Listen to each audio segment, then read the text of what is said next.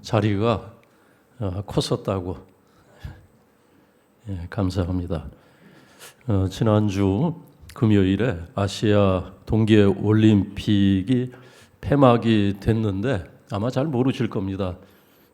아시아 동계올림픽은 그렇게 주목을 우리가 안 하고 큰 관심이 없는데, 그런데 8년 만에 열린 아시아 동계올림픽에서 우리 국민적인 관심은 크게 받지 못했지만은 그러나 우리 선수들이 굉장히 열심히 싸우고 또 열심히 해서 좋은 성적을 거두었다는 소식을 들었습니다. 중국에 이어서 종합 2위를 차지했는데 제가 성적을 보니까는 일본과는 압도적인 그런 성적으로 일본을 애초에 따돌렸고, 그래서 선수들이 선전을 해서 또 지켜보는 그런 사람들, 지켜보는 국민들에게 큰 위로와 기쁨을 주었습니다. 저도 우연히 스포츠 뉴스를 보다가 중계하는 것을 보았는데 볼 때 아주 기분이 좋았어요. 특히 여자 컬링 같은 경우는 10전 10승을 했습니다. 10전 10승 한 번도 패하지 않고, 그래서 중국과 일본을 따돌리고 1위를 하는 그런 경기를 보았는데 아주 기분이 아주 좋았어요. 그리고 또 피겨 스케이팅에서 차준환 선수, 김채연 선수가 아주 어린 선수들인데 처음 출전해서 금메달을 따는 모습도 굉장히 보기가 좋았고, 여러 종목에서 하여튼 우리 선수들이 선전을 하고 열심히 달리는 모습을 보면서 우리 속담이 하나 생각이 났어요. 속담, 어떤 속담이냐면은 좀 우스운 속담인데 그런 속담이 있죠. 개는 짖어도 뭐는 달린다?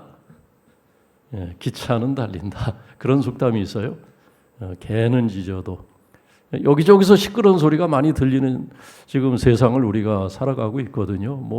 소란이 얼마나 많은지, 잡음이 얼마나 많은지, 우리가 그 방송을 보기가 어려울 정도로, 뉴스를 듣기가 싫을 정도로, 신문을 펼쳐보기가 싫을 정도로 여기저기서 싸우고 분쟁하고 하는 그런 요란한 소리들이 정말 터져 나오는 그런 어지러운 세대를 우리가 살아가고 있는데, 우리 젊은이들, 우리 아들이나 딸이나 다름없는 젊은 청년들은 열심히 달리고 있구나.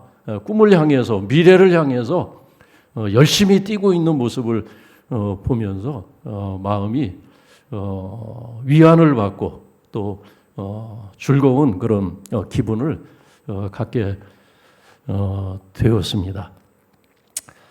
그래서 우리가 흔히 하는 말로 정치만 잘하면 되는데 하는 생각, 어른들만 잘하면 되는데 하는 그런 생각이 들었어요. 우리 젊은 애들은 또 우리가 기성세대가 보기에는 마음에 들지 않는 그런 부분들이 없지 않아 있지만, 그러나 열심히 한다, 열심히 저들의 꿈을 향해서 애쓰면서 열심히 뛰고 있다라는 그런 생각을 하면서 소망을 보게 되었습니다. 그런데 오늘 창세기 38장 말씀 우리가 읽고 있는데, 오늘 이 말씀을 읽으면서 참 난감한 생각이 들었어요. 참 난감하다. 그냥 건너뛰고 싶은, 우리가 지난주까지 창세기 37장 말씀 있고 오늘 이제 38장까지 어느덧 오게 됐는데 너무 민망한 사건이 여기 기록이 되어 있습니다. 그래서 이거 건너뛸까? 혹시 건너뛰면은 우리 성도님들이 눈치를 못 챌까? 37장에서 39장으로 가면은 눈치를 챌까 못 챌까 했는데, 아무래도 여러분들 얼굴 하나하나를 떠올리니까 눈치를 못 챌 그런 둔한 분들이 아니에요. 다 왜 38장 건너뛰지 또 이렇게 의아심을 가질 수도 있어서 이제 우리가 38장 오늘 읽었는데 참 민망한 이야기, 이 유다 집안에 있었던 민망한 그런 에피소드를 우리가 마주하면서 참 난감한 생각이 들어요. 우리가 왜 TV를 보다가 드라마를 보면은 요즘 뭐 그 막장 드라마 그런 것들이 종종 있지 않습니까? 그럼 이제 그런 막장 드라마를 보면서 그냥 얼른 채널을 돌리거나 TV를 꺼버리기도 하는데 보기가 난감해서. 근데 그거보다도 더 우리가 TV 속 불안관에서 보았던 그런 장면이나 그런 드라마의 이야기보다도 그야말로 막장 드라마의 끝판왕이라고 할 수 있는 그런 이야기가 지금 여기 이제 오늘 우리가 읽었거든요. 그런데 하나님께서 왜 우리가 읽기가 민망한 이러한 유다 집안에 있었던 이 일에 대해서 그냥 덮어두시지 않고 이것을 왜 굳이 성경에 기록하게 하시고 그리고 우리로 하여금 이 장면을 대면하게 하실까? 거기에 무슨 의도가 있고 뜻이 있지 않겠습니까? 성경 말씀이 뭐 하나같이 다 유익하고 또 우리에게 어떤 의미가 있기 때문에 하나님께서 우리에게 기록하게 하시고 우리에게 읽게 하시고 그 말씀 앞에 서게 하셨는데 하나님의 뜻이 있을 것이다. 그렇게 우리가 여기면은 이 말씀을 우리가 진지하게 대하고 또 다른 말씀에서 우리가 도전을 받고 또 하나님께서 말씀하시는 것을 우리가 들어야 했던 것처럼 오늘 이 38장 이 이야기 속에서도 우리는 우리를 향하신 하나님의 음성을 들어야 할 줄로 믿습니다. 여기 보면은 이 등장하는 인물들, 이 사건들 보면은 다시 그 앞서서 얘기했던 그 속담이 또 생각이 나는 거예요. 개는 짖어도 이 귀한 예배 시간에 개 얘기가 나와서 뭐 개는 나쁜 게 아니니까요. 요즘 뭐 개를 강아지를 얼마나 애지중지합니까? 개는 짖어도 기차는 간다. 인간 세상의 죄악과 허물과 정말 부끄러운 일들이 많이 있지만은 그러나 그것이 절대 하나님의 역사, 하나님의 섭리를 막지는 못한다는 거예요. 그 속에서도 하나님의 약속은, 하나님의 계획은 여전히 막힘없이 계속되고 있다는 것을 우리가 깨닫게 됩니다. 유다의 장남 엘이라는 이름을 가졌어요. 7절 말씀 보니까 유다가 낳은 세 아들 중에 장남의 이름이 엘인데 엘이라는 이름은 무슨 뜻입니까? 엘이라는 게 성경에서 자주 나와요. 엘로힘 할 때도 엘이고 그 엘이라는 것은 하나님이라는 뜻도 있어요. 그리고 사람에게 이름을 붙였을 때는 이것은 이제 영웅이라는 그런 의미로 통합니다. 영웅. 그러니까 유다가 첫 아들을 낳고 나서 이 첫 아들 장남을 향한 유다의 그런 소원과 바램을 우리가 아들의 이름에서 충분히 느낄 수가 있어요. 너는 큰 자가 되라는 거예요. 그러니까 세상에서 큰 자가 되라. 존경받는 인물이 되라. 사람들에게 칭송받는 그런 어떤 지도자가 되라. 리더가 되라. 그런 소망을 담아서 유다는 아들의 이름을 엘이라 짓지 않았겠습니까? 영웅이다. 그런 이름을 지었을 겁니다. 그런데 오늘 말씀을 보면은 그는 영웅은커녕 하나님 보시기에 그가 악했다는 거예요. 하나님 보시기에 악했다. 어떤 잘못과 어떤 허물이 있는지는 구체적으로 알 수는 없지만은 어쨌든 그는 하나님께서 걸어가라고 하신 그 정도에서 벗어난 그런 아들이었다는 겁니다. 아들이 죽었어요. 그래서 둘째 아들은 오난인데 이 둘째 아들이 또 자기 주어진 책임을 갖고 있었습니다. 그 책임이라는 것이 뭐냐면 이 당시에 이 중동에서는 계대 결혼이라는 그런 풍습이 있었어요. 계대 결혼이라는. 나중에 이제 이것이 하나의 또 하나님께서 모세를 통해서 주신 율법에도 규정이 되는데 계대 결혼하는 것은 뭐냐면은 어떤 가정에서 장남이 아들을 얻지 못하고 죽게 되면은 차남이 형수에게서 자녀를 낳아서 아들을 낳아서 그 대를 잇도록 해야 되는 겁니다. 장남의 대를 잇도록 해야 되는 거예요. 그래서 장남에게 주어지는 그 상속을 받아서 그 가문을 일으켜 세우는 그것이 이제 계대 결혼이라고 하는 그런 풍습이 있었는데 그래서 오난이 형수에게 들어가게 됩니다. 근데 오늘 말씀 보니까는 오나는 자기에게 주어진 그 책임에 대해서 즐겁게 생각하지 않았다는 거예요. 그래서 자기가 그냥 가만히 있으면은 형의 대가 끊겼기 때문에 그 아버지의 재산이 자기에게 상속될 것이 뻔한데 굳이 형의 대를 내가 이을 필요가 있나 이런 생각을 했다는 거예요. 그래서 자기에게 유익이 없다 그런 생각을 한 이 오난의 생각과 자기 가문에 대한 그런 책임을 소홀히 하는 오난도 역시 하나님 보시기에 온전하지 않았다는 거예요. 오난도 여호와 보시기에 악했다고 성경을 말씀하고 있습니다. 엘도 그렇고 오난도 그렇고 다 흠이 있었다는 거예요. 다 하나님 보시기에 문제가 있었다는 겁니다. 그러면 그 다음에 이 며느리였던 다말, 오늘 다말을 보면은 보통 여자는 아니었던 것이 분명합니다. 다말은 엘과 합방하고 또 오난과 합방하는데 이 두 남자가 두 아들이 다 죽었습니다. 다말은 여기서 어떻게 보면은 대단한 집념을 갖고 있는 여자였고 그 집념이라고 하는 것은 뭐냐면은 이 가문에 내가 출가해서 이 가문의 며느리로 들어왔기 때문에 이 가문의 씨를 내가 받아서 이 가문의 대를 이어야 되겠다는 그런 집념이 있었던 여자였습니다. 그래서 나중에 이제 그 시아버지를 속이지 않습니까? 시아버지가 처갓집에 가서 있으라고 네 아버지에게 가서 있으라고 얘기를 했는데 그 셋째 아들이 장성하기까지 가서 기다리고 있으면 그 아이가 장성하면은 내게로 보내겠다 그런 약속을 하고 보냈는데 그 셋째 아들이 장성한 후에도 그 시아버지가 자기를 돌아보지를 않았던 거예요. 그냥 어떻게 보면은 그냥 내쫓았던 겁니다.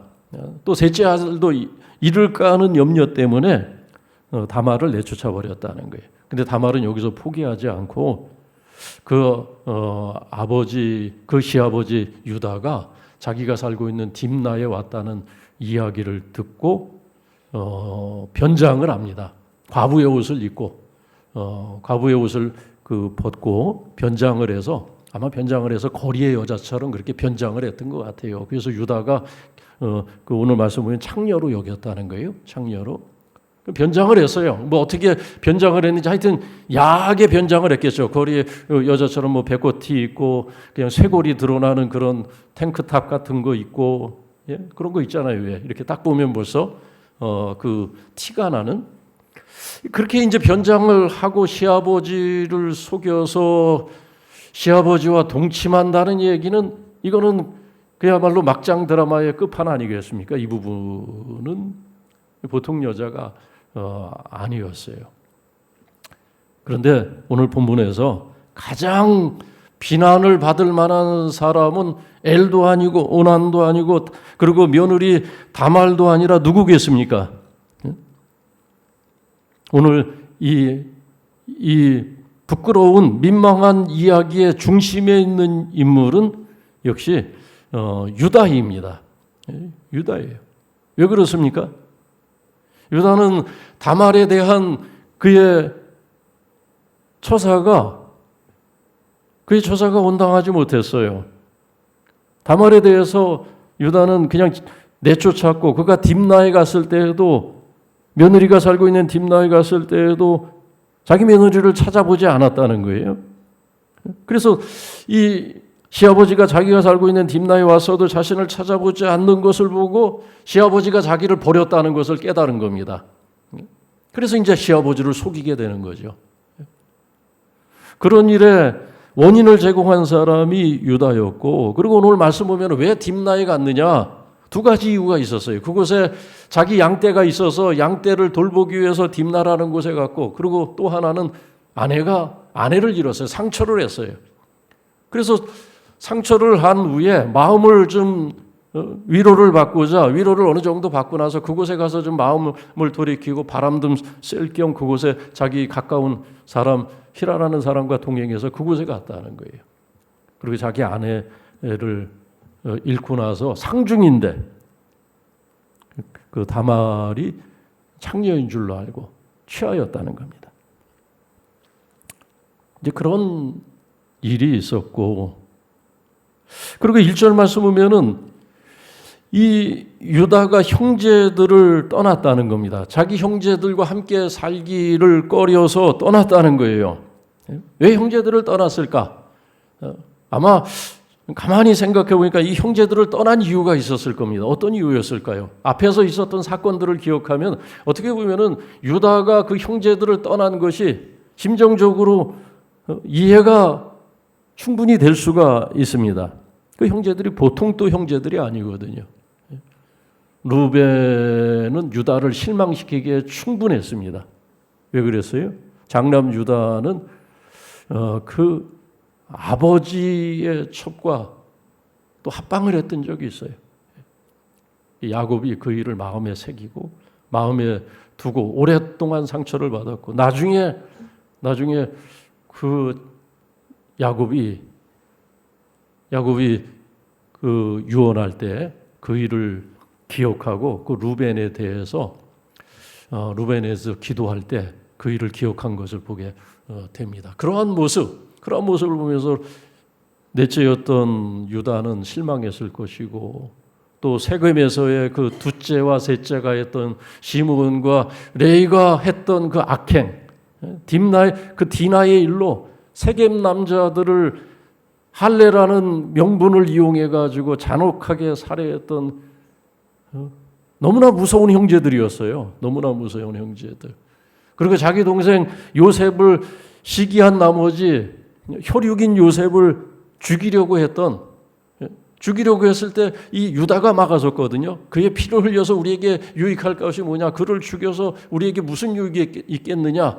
하면서 형제들이 요셉을 죽이려고 할 때 그것을 막으려고 했었던 이 유다의 태도를 보면 그 형제들에 대해서 몹시 실망하고 그리고 그들과 함께 사는 것이 더 이상 쉽지가 않다는, 자기가 존경하지 않고 좋아하지 않는 아무리 혈육이지만은 실망한 사람들과 사는 것은 그 쉬운 일이 아니에요. 그러니까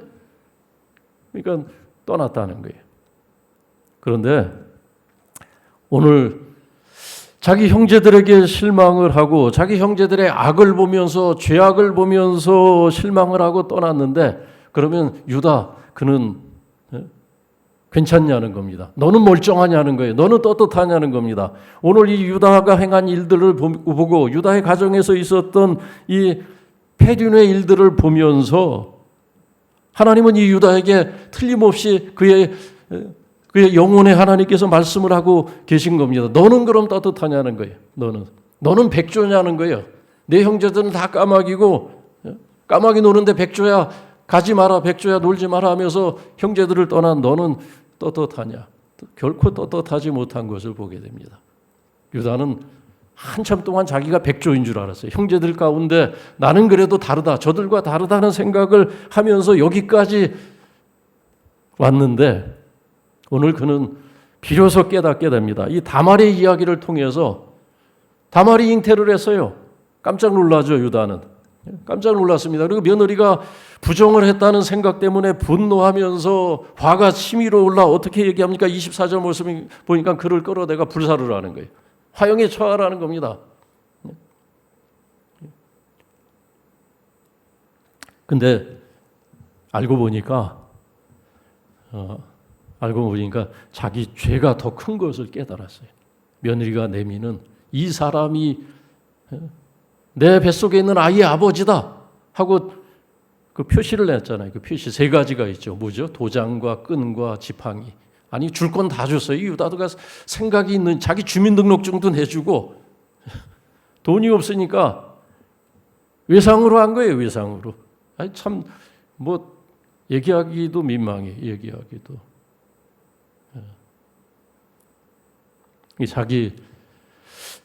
자기 문제를 비로소 보았어요. 자기가 우리가 내로남불이라고 하지 않습니까? 자기 자신에게는 한없이 관대하고 자기 허물은 보지 못하고 다른 사람의 눈에 있는 티끌은 본다고 주님께서 내 눈에 있는 들보는 보지 못하고 다른 사람의 눈에 있는 티끌을 본다는 주님의 말씀이 생각이 나는 거예요, 여기서. 근데 비로소 이 다말이 내민 그 증표를 보면서 유다는 깨달은 거예요. 내가 더 큰 죄인이구나. 내가 다말이 죽일 죄를 지은 것이 아니라 내가 죽일 사람이구나. 내가 죽어야 하는구나.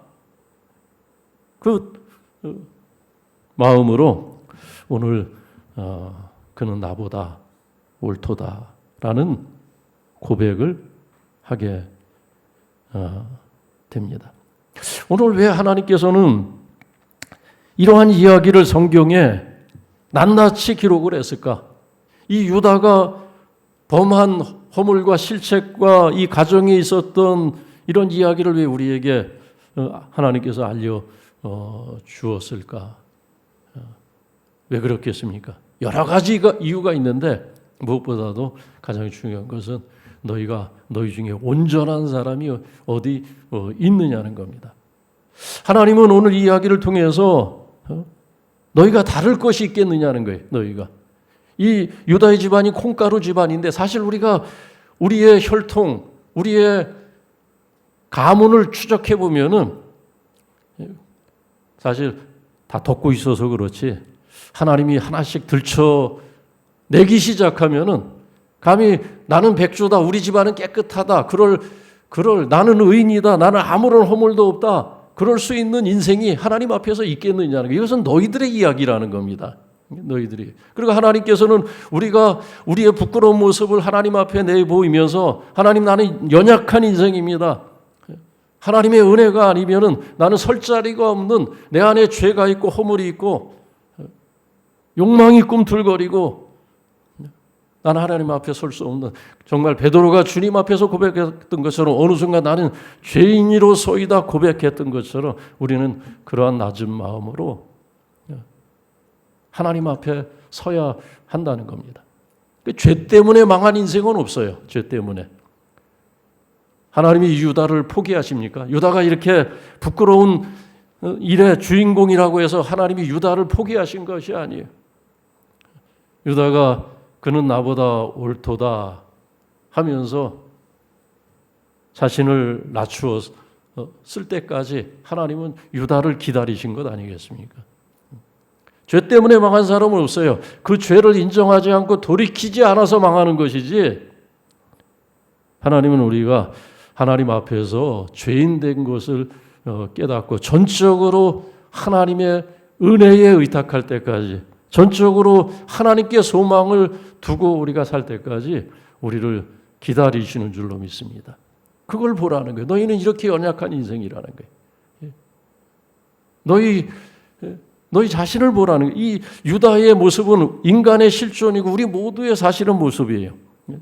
저도 여기서 이렇게 양복을 입고 있지만은 저도 가만히 훑어가면은 그런 부분이 있어요. 저희 아버지는 언제도 한번 말씀드렸는데 저를 아주 늦게 낳으셨어요. 근데 저희 아버지는 아주 젊은 날에 잘하시는 것이었어요. 노름을 잘하셨어요. 거의 집안일은 다 형제들에게 맡기고 아내에게 맡기고 20대에 결혼을 해서 노름에 미쳐서 밤낮 지방 출장을 가는 노름판이 있는 데마다 찾아가는 그러다가 일본 사람을 속여 먹어가지고 고소고발을 당해서 징용을 끌려갔어요. 징용 가서 3년을 고생하셨어요. 3년. 비행장에서 비행장 다 껐다 그러더라고요. 저는 어렸을 때 징용 가셨다 그래서 독립운동하다가 끌려가신 줄 알았어요. 근데 나중에 보니까는 어머님한테 얘기 들어보니까 어머님이 한숨을 푹푹 쉬시면서 아버지 얘기를 하시는데 얼마나 어린 나이에 부끄러웠는지 모르겠어요. 노름을 하다가 일본 사람 속여 먹다가 그래서 저는 제 안에 그런 끼가 있어요. 옛날에 딱지치기나 구슬치기 이런 거 할 때 잃어본 적이 없어요. 저는. 여러분 제가 윷놀이 우리 교회 와서 연말에 윷놀이 할 때 제가 1등한 거 기억나세요? 제가 1등해서 선물 받은 거 기억나세요? 제가 1등하고도 별로 기쁘질 않았어요.